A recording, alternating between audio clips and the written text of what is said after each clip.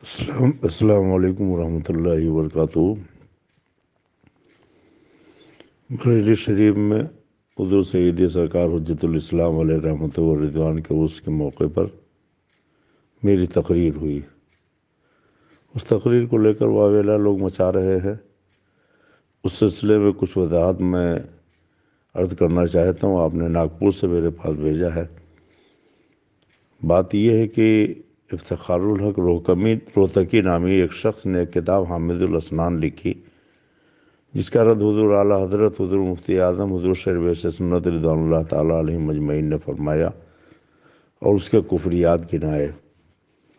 اس کا ایک مرید ہے جو اسے غوث العظم کے نام سے پوسٹر گوشائی گنج سلطانپور سے چھاپتا ہے، پورے ہندوستان میں ہر جگہ لگواتا ہے۔ اس کے مریدین اپنے پیر کے لیے ایسی ایسی کرامتیں لکھ کے چھپوات کے عام کرتے ہیں کہ جسے سن کر بہت سے سیدھے سادے بھولے بھالے لوگ اس کے متقد بن جاتے ہیں۔ امیٹھی ضلع میں جامو تھانے کے قریب ریشی نام کا ایک گاؤں ہے۔ وہاں سب سنی مسلمان تھے۔ 80% لوگ اس کی جھوٹی جھوٹی کرامتیں سن کر اس کے بہکاوے میں آ گئے اور لوگوں نے اس کو اپنا پیر بنا لیا۔ مار پیٹ ہوئی۔ 20% سنی تھے، کمزور پڑ گئے۔ معاملہ تھانے میں پہنچا۔ تھانے کے داروغہ نے کہا کہ دونوں طرف کے مولانا لوگ آئیں، گفتگو کر لیں۔ الحمدللہ میں عبدالمصطفیٰ صدیقی حشمتی حضور پیر و مرشد سرکار شیر بیس سنت اور حضور تاج الشریعہ کے فیضان کے سہارے کچھ علماء کو لے کر وہاں پہنچا۔ ادھر کے مولوی لوگ آئے اور کوئی مقابلے میں ٹک نہ سکا اور کسی بھی سوال کا جواب نہ دے سکا۔ پھر انہوں نے کہا ایک تاریخ اور دیجیے، میں اپنے پیر کو لے کر آؤں گا، تب یہاں گفتگو ہوگی۔ تاریخ اسی تھانے میں متعین ہو گئی اور جس تاریخ کو گفتگو ہونا تھی ہم لوگ الحمدللہ پہنچ گئے۔ ادھر سے کوئی نہیں آیا۔ تھانے کے داروغہ نے بتایا کہ وہ پیر آئے تھے اور مجھ سے مل کر چلے گئے۔ انہوں نے کہا کہ میں آپ کے پورے حلقے کو چھوڑ دے رہا ہوں، میں کبھی اس علاقے میں نہیں آؤں گا، اس لیے اب وہ میدان چھوڑ کر چلے گئے ہیں، آپ لوگ بھی ان کا پیچھا چھوڑ دیجیے۔ تو اس طریقے سے اس کے مریدین کا حلقہ کافی بڑھ رہا ہے۔ خاص طور سے بریلی شریف کے قریب ہی شاہجہاں پور ضلع کے جلال آباد وغیرہ میں کافی لوگ اس کے مرید ہو گئے، لیکن ہم لوگوں کی کوششوں سے الحمدللہ اس کے خلاف جو ہم نے فتویٰ لیا علماء سے، حضور سرکار تاج الشریعہ اور دوسرے علماء سے، اس کو عام کیا تو کچھ لوگ اس سے بچنے لگے۔ اس سے حامد شریف کے موقع پر وقت کم تھا، اس لیے تفصیل سے میں اس واقعے کو بیان نہیں کر سکا، اور رہ گیا وہ اجودھیا کے سادھوؤں کے ایمان لانے والا واقعہ۔ اس میں تو میں نے صرف اتنا معلوم کرنا چاہا تھا کہ یہ کب کا واقعہ اور کتنے لوگ ایمان لائے ہیں۔ اگر ان کا نام معلوم ہو جائے تو اس کو تاریخ میں سنہرے حروفوں میں لکھا جائے گا کہ ہاں اتنے لوگ ایمان لائے، اسلام کی شان و شوکت کی بات ہے۔ تو اس میں کوئی بات ایسی نہیں تھی کہ جس سے کسی کی دل آزاری مقصود ہو۔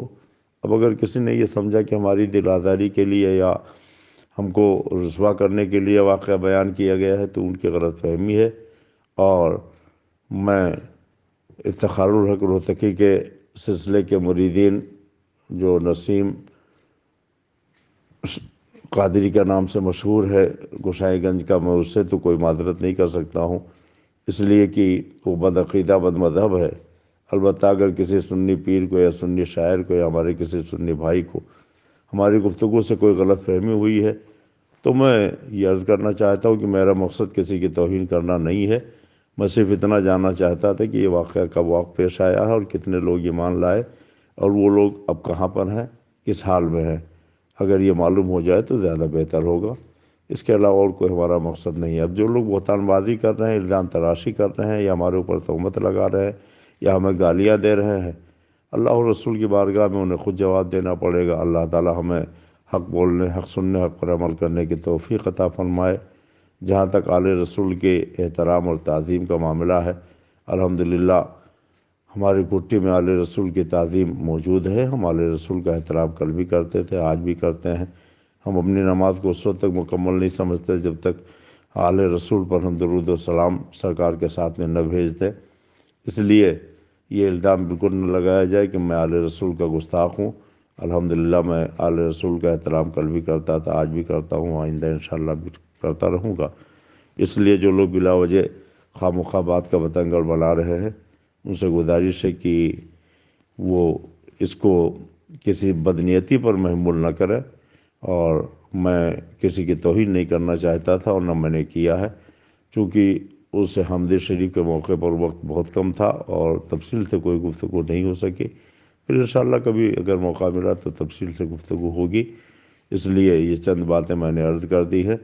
اور میں تو یہ چاہوں گا کہ سارے پیر مل کر اور سارے لوگ مل کر ایسے جھوٹے پیروں کے مقابلے میں کھڑے ہو جائیں۔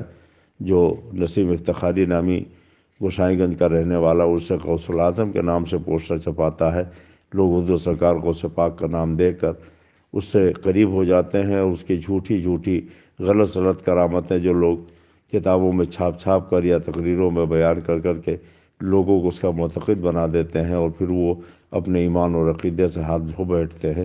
سرکار اعلیٰ حضرت نے فرمایا، شہد دکھائے زہر پلائے قاتل ڈرائے شوہر کس مردار پہ تو للچایا، دنیا دیکھی بھالی ہے۔ ایسے غلط پیروں کا رد سبھی کو کرنا چاہیے اور سب کو ان کے خلاف سفارہ ہو جانا چاہیے، اور اگر کسی پیر کی کوئی سچی کرامت سامنے آتی ہے تو مستند طریقے سے اس کو بیان کیا جائے تاکہ لوگ اس سے فائدہ حاصل کریں، اور جھوٹے واقعات جو بیان کر کر کے لوگوں کو گمراہ کر دیتے ان سے بچے رہیں۔ اللہ تعالی ہم سب کو حق بولنے، حق سننے، حق پر عمل کرنے کی توفیق عطا فرمائے۔ اگر کوئی مجھے گالی دیتا ہے یا برا کہتا ہے، احباب کو تکلیف ہوتی ہے، لوگ ہمارے پاس فون کرتے ہیں، ان کی کلپیں بھیجتے ہیں، ان کے مضامین بھیجتے ہیں، میں کسی کی کسی بات کا کوئی جواب نہیں دینا چاہتا، صرف یہ جو چند باتیں وضاحت کی تھی وہ میں نے عرض کر دیا۔ السلام علیکم۔